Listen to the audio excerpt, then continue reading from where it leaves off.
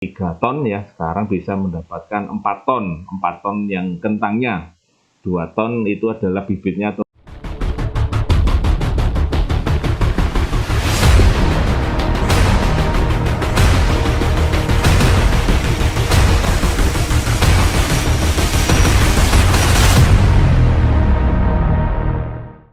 Baik, semangat pagi mitra-mitra agro dimanapun Anda berada. Kali ini ketemu lagi dengan saya ya.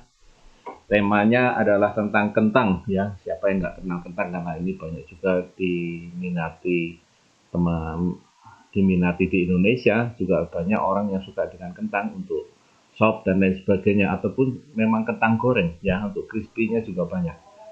Ya, tema kali ini adalah tentang kentang. Nah, sahabat-sahabat agro, barangkali ada yang belum kenal dengan saya. Nama saya adalah Adi Nugroho, di mana saya sehari-hari adalah membantu mengawal produk-produk agro pada PT Natura Nusantara.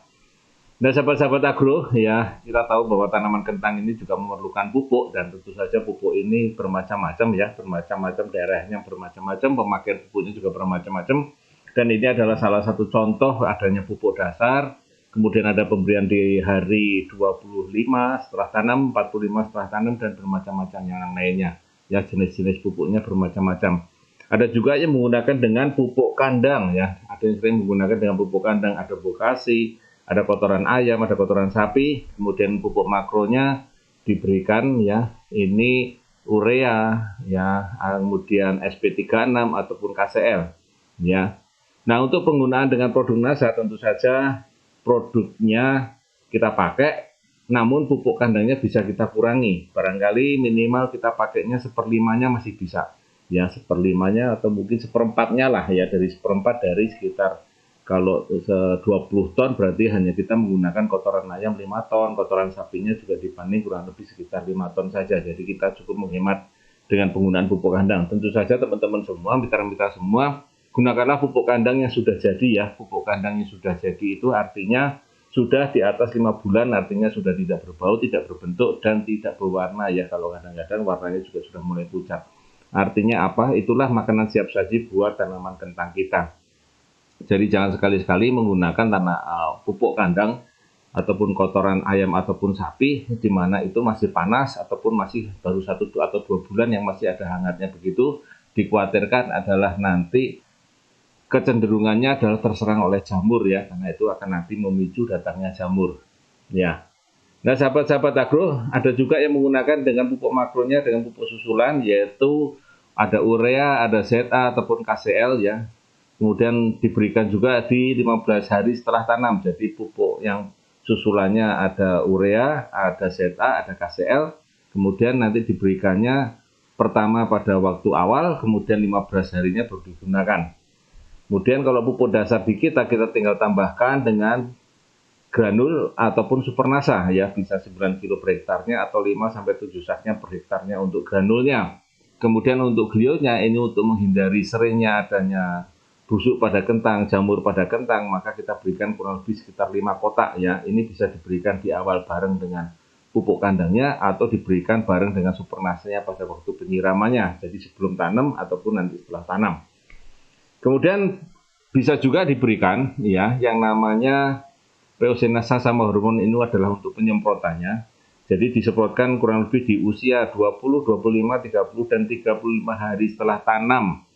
Ya, kurang lebih 3 sampai 4 tutup campuran. Artinya Peosinasa dan hormonik ini 1 botol POC ditambah dengan 1 botol POC dicampurkan terlebih dahulu jadi 1, kemudian dicampur. Nah, campurannya kita ambil 3 sampai 4 tutup ya. 15 liter air per tangki, 15 liter air. Bisa juga ditambahkan penyemprotan dengan menggunakan korin ya, ini untuk membantu mencegah serangan di bagian atas ya. Juga nanti setelah diberikan pupuk dasarnya tadi, beliau juga diberikan sekali-sekali di usia sekitar 20 ataupun 30 hari setelah tanam untuk mencegah adanya gejala jamur yang barangkali mungkin akan mengganggu tanaman kentang kita ya. Jadi ini bisa agak sering penggunaan korin dan glionya. Jadi kadang-kadang bisa diberikan setiap 5 hari sekali atau 7 hari sekali pada daerah-daerah ataupun kondisi yang sering hujan. Ya, ini tentu saja glio sangat membantu untuk mempertahankan supaya jamur tidak terlalu menyerang pada tanaman kentang. Ini adalah kesaksian kita yang pernah kita dapatkan yang terakhir, yaitu dengan menggunakan POC-NASA, Hormonic, Glio, Power juga digunakan, kemudian granul juga digunakan. Nah, caranya adalah produk NASA-nya itu sebagai dasarnya ini adalah luasnya kurang lebih 1.500 meter ya, mitra-mitra ya.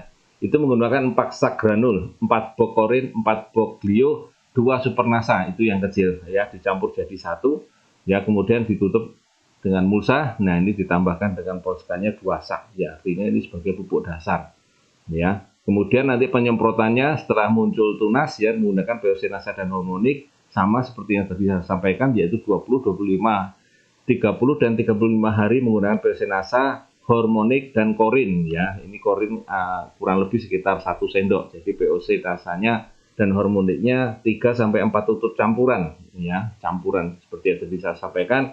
Campuran POC NASA ditambah dengan Hormonic campur terlebih dahulu, baru kemudian diambil 3 sampai 4 tutup per tangki 15 liter air.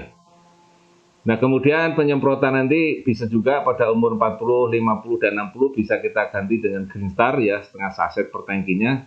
Ini bisa ditambahkan dengan 1 tutup Hormonic ya, setengah saset Green Star ditambah dengan 1 tutup Hormonic. Nah, kemudian 45 hari dan 52 hari bisa menggunakan dengan Power ya, 1 gram per liter airnya. Nah, ini kalau kita menggunakan Power ya, ini bisa gunakan Power, bisa juga ditinggalkan ya. Jadi 25 gram Power nutrisi, 25 air dalam 1 drum. Jadi dicampurkan dalam 1 drum, kemudian baru disiramkan. Ya, ini bisa juga dicampur dengan Glio andai kata serangan jamurnya ataupun hujannya cukup banyak, ataupun menggunakan pupuk kandang yang barangkali belum jadi. Nah, makanya penggunaan Glio tentu saja disarankan agak sering. Ya, kemudian apa bedanya dengan menggunakan teknologi NASA atau tidak menggunakan teknologi NASA? Tentu saja tanaman menjadi lebih sehat, terhindar dari penyakit, dan daunnya lebih hijau. Kemudian tanaman yang tidak menggunakan, ya ini biasanya menggunakan kotoran ayamnya adalah 60 sak untuk lahan 700 meter persegi. Namun biasanya juga terserang berbagai penyakit dan biaya yang dikeluarkannya adalah 1.500.000 untuk 60 saknya, dan itu lebih mahal daripada produk yang digunakan, yaitu produk NASA. Nah, kelebihan dari granul adalah tidak mudah terserang penyakit karena ini juga membantu untuk menaikkan pH ya teman-teman. Kemudian daunnya juga tebal dibandingkan dengan menggunakan produk lain. Ini adalah kesaksian satupun cerita mereka.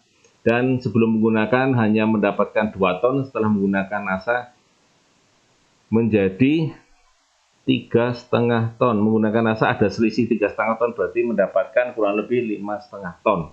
Ya, nah ini 2000 meter persegi tadi menghabiskan totalnya adalah 5 sak granul, 25 korin, 10 Glio, powernya 2 kilo, 15 Green Star, POC 15 liter, Hormonicnya 10 botol.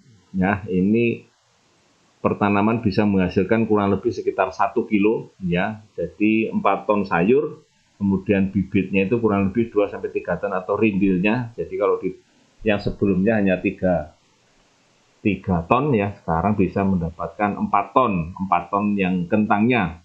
2 ton itu adalah bibitnya atau rindilnya ya.